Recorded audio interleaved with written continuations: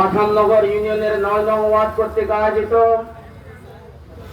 আজকের এই মহান বিজয় দিবসের আলোচনা সভার সম্মানিত সভাপতি উপস্থিত আছেন বাংলাদেশ জামাত ইসলামী ছাগলনাইয়া উপজেলার সংগ্রামী সেক্রেটারি জনাব জাফর আহমদ মোল্লা। আমাদের মাঝে উপস্থিত আছেন ছাগলনাইয়া উপজেলার কর্মবর্ষ সদস্যবৃন্দ, ইউনিয়নের নেতৃবৃন্দ, আজকের অত্র ওয়ার্ডের সম্মানিত দায়িত্বশীল ভাইরা, আগত সংগ্রামী তাওহীদি জনতা, আসসালামু আলাইকুম ওয়া রাহমাতুল্লাহি ওয়া বারাকাতুহু। সম্মানিত উপস্থিতি, আমি আজকে গভীর শ্রদ্ধাভরে স্মরণ করছি সেই সকল বীর শহীদদের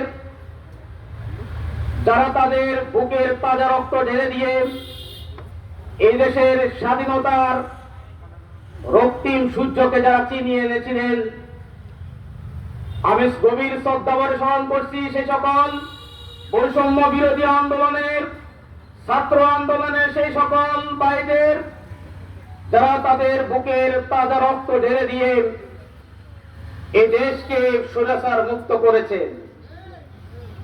আপনারা জানেন 1947 সালের 15ই আগস্ট বাংলাদেশ ব্রিটিশের কাছ থেকে স্বাধীন হয়েছিল।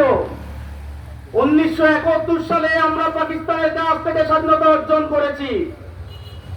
আবার 2024 সালের 5ই আগস্ট আমরা খুনি শেখ হাসিনা ফ্যাসিস্ট সরকারের বিরুদ্ধে দীর্ঘ 16 বছর লড়াই সংগ্রাম চালিয়ে ছাত্র জনতার জন আন্দোলনের মাধ্যমে এই দেশের স্বাধীনতা অর্জন করতে পেরেছি।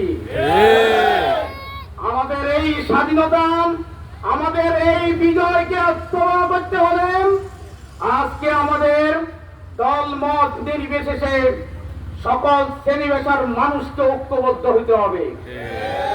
আজকে দীর্ঘ 16 বছর পর্যন্ত যে সকল আমাদের সাথে সহযোগিতা ছিলেন বিএনপি সহ অন্যান্য সংগঠনের লোকেরা, আমরা তাদের উদ্দেশ্যে বলতে চাই, গতকাল রাতে ওইখানে আমাদের অত্র ওয়ার্ডের নেতৃবৃন্দর সাথে সিন ক্রিয়েট করা হয়েছে। আমরা আপনাদের শত্রু নই, আমরা আপনাদের প্রতিপক্ষ নই। আমরা দীর্ঘ 16 বছর পর্যন্ত আপনাদের সহযোদ্ধা ছিলাম এই দেশকে মুক্ত করার জন্য। এদের স্বাধীনতার সার্বভৌমত্বের অখণ্ড প্রহরী হিসেবে বাংলাদেশ জামাত ইসলামী আপনাদের সাথে সহযোদ্ধা হয়ে এদেশকে রক্ষা করার জন্য কাজ করে গিয়েছিল। আমাদেরকে আপনারা শত্রু মনে করবেন না, আমরা আপনাদেরকে বন্ধু মনে করি। এই দেশ গড়তে হলে বাংলাদেশ জামাত ইসলামীর কোন বিকল্প নাই।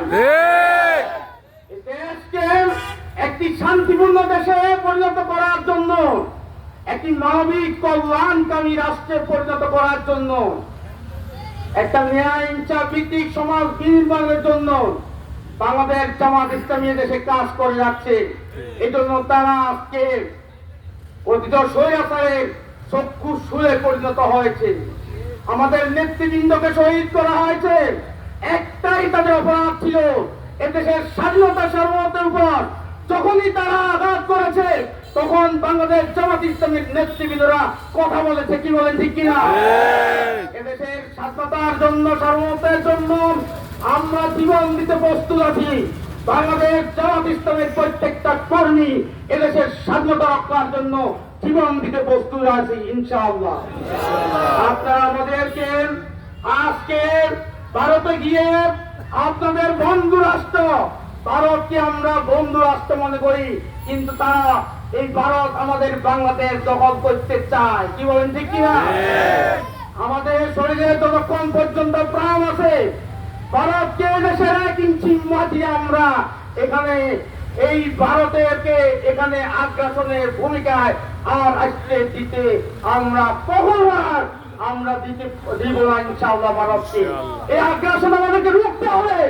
আজকে ইসলামের নামে ভারত আমাদের বিরুদ্ধে ইসলামকে লাগিয়ে দিয়ে, চিন্ময় কৃষ্ণ দাস ব্রহ্মচারীকে লাগিয়ে দিয়ে আমাদের এখানে সাম্প্রদায়িক হাঙ্গামা সৃষ্টি করতে চায়।